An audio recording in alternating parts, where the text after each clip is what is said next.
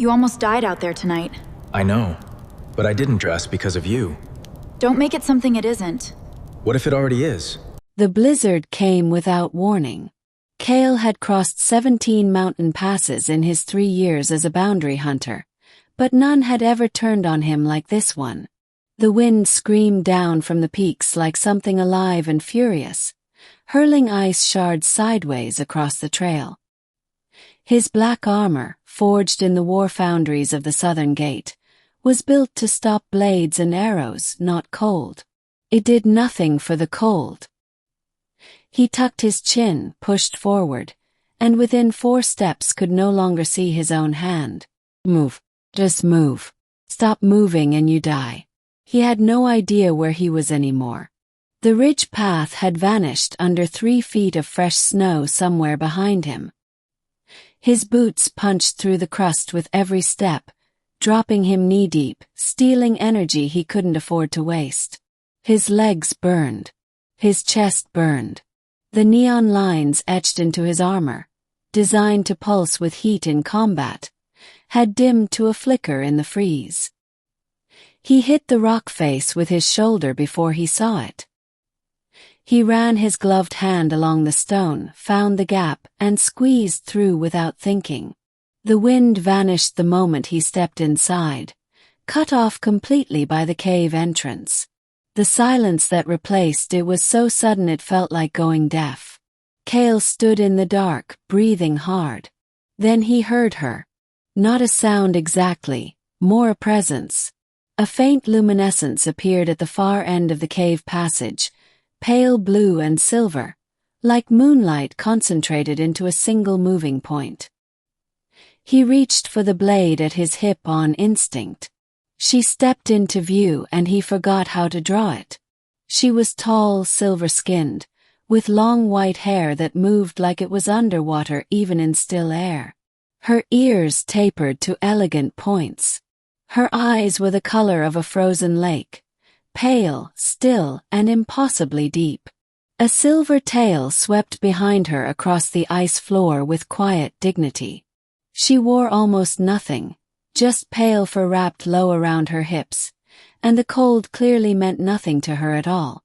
She looked at him the way one looks at something that has stumbled into your home uninvited but is clearly not a threat, with mild surprise and something cautious behind it.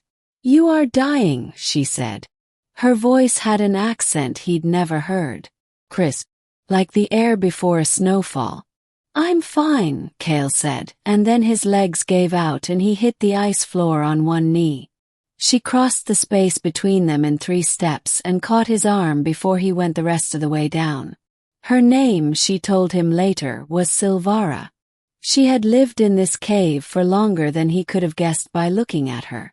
The cave opened into a wide, deep chamber further in, sheltered by the mountain itself, insulated by the ice walls, which she'd shaped over years into something between a fortress and a home.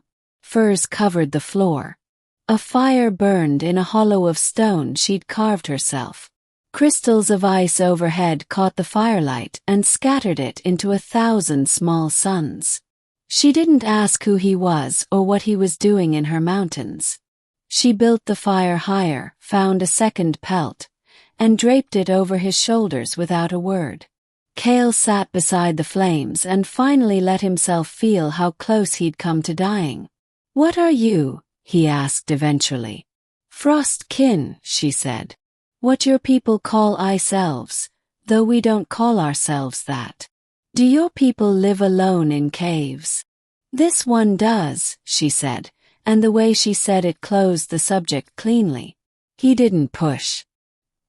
He'd met enough soldiers who carried quiet devastation behind their eyes to recognize it in someone else's. They sat in silence for a long time. Not uncomfortable silence, the kind that forms between 2 people who are both used to being alone and have, without planning it, stopped being alone for a moment. The fire popped and hissed.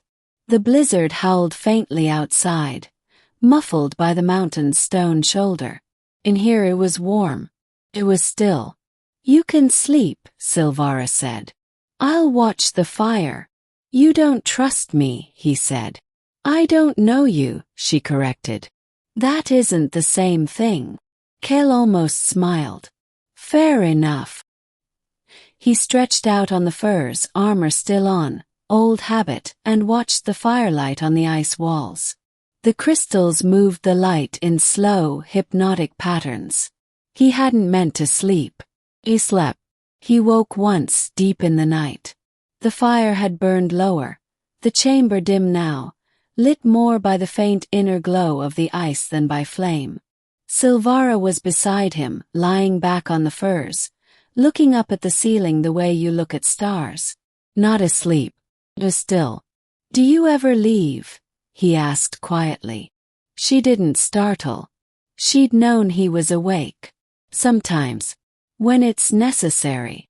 Doesn't it get lonely? She was quiet long enough that he thought she wouldn't answer. Then, loneliness requires expecting something different. I stopped expecting. Kael stared at the ice ceiling. That's not as peaceful as you made it sound. She turned her head and looked at him then. Really looked in a way she hadn't before. Like she was deciding something. No, she admitted. It isn't. Neither of them spoke again. But something had shifted. Small, quiet, the way the first crack in spring ice is barely a whisper before the whole lake opens up. By morning, the blizzard had broken. Kael stood at the cave entrance and looked out at the new white world. Everything the storm had destroyed had been buried neatly under snow, which made the mountains look clean and innocent and enormous. The sky above was pale gray, softening to blue at the edges. He heard her behind him. The South Pass will be clear by midday, Sylvara said. The wind always shifts east after a 3-day blow. He turned to look at her. In the morning light she was even more otherworldly. Silver and still and ancient in some way that had nothing to do with age. Thank you, he said. For last night. You would have found shelter eventually.